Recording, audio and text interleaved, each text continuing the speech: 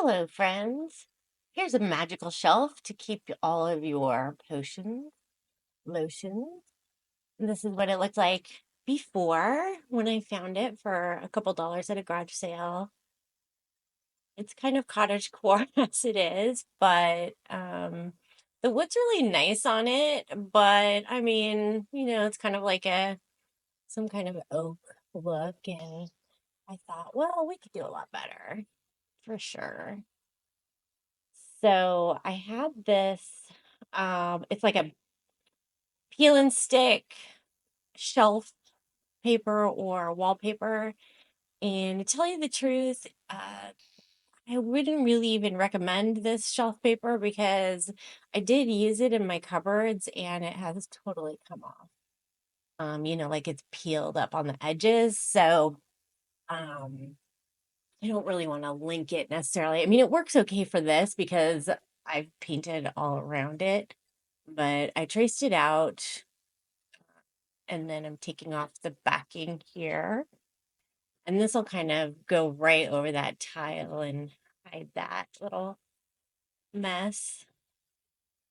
I don't know. Somebody might like that little mess. It is very cute, very folksy. But I got my owls up here now. And with I don't know, with the pill and stick, I think you're supposed to be able to take it off and move it. And I did do that a lot with this when I was trying to get it stuck to the back of my cupboard. And that may be the reason that it did not stick properly.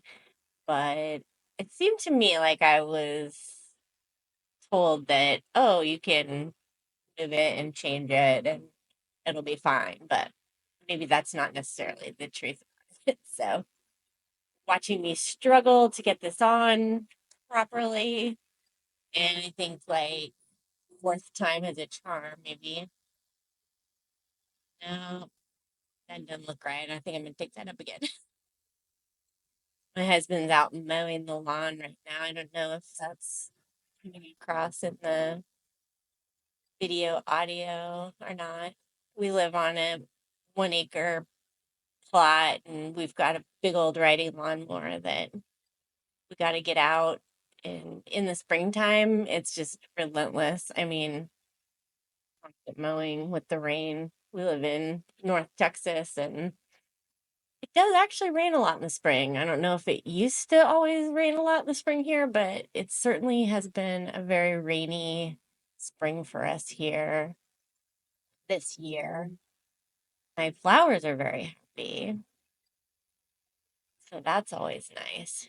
I haven't been out there watering a lot, but there are also a lot of mosquitoes out there too. So now I'm getting out my molds and my air dry clay, and I'm going to kind of see what I want to use here with this. I do take some cornstarch and go ahead and put that in the mold because that helps that clay release out of there. Otherwise, your clay kind of just gets stuck in there and falls apart and crumbles, and it's very frustrating. So, definitely use some, grab yourself out some cornstarch and use that. I'm doing that to all the molds that I'm going to use, kind of getting everything prepped so I can press and go.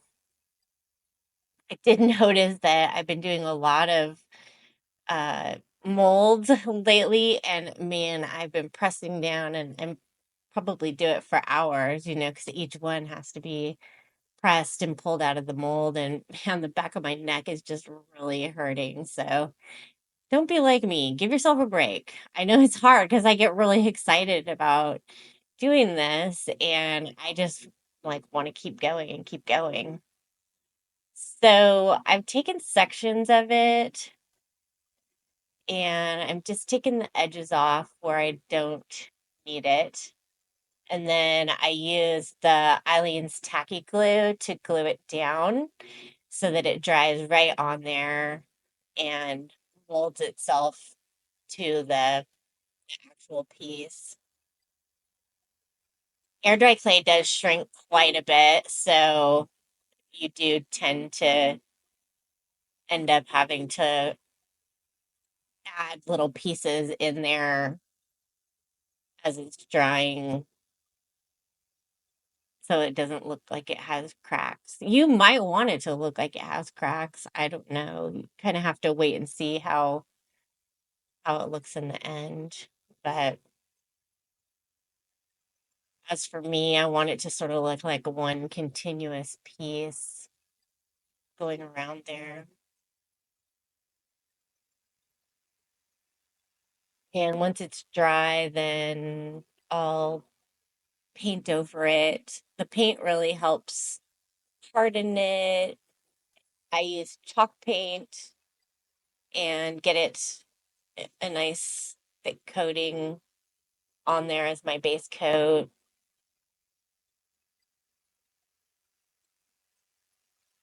I've added some more here.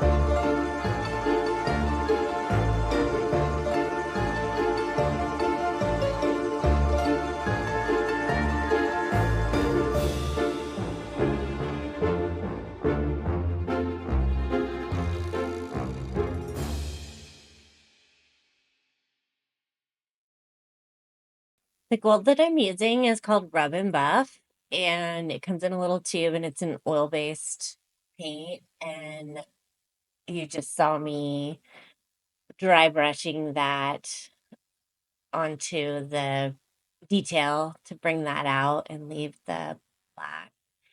And now I'm decoupaging some little roses and greenery that I found in a book that I thought would look nice around the owls. And then I will also go ahead and use this decoupage matte sealer on the whole project to seal it and help it, all come together and look all like one paint. Even though it's matte, it does have a little bit of a sheen to it, which I really like.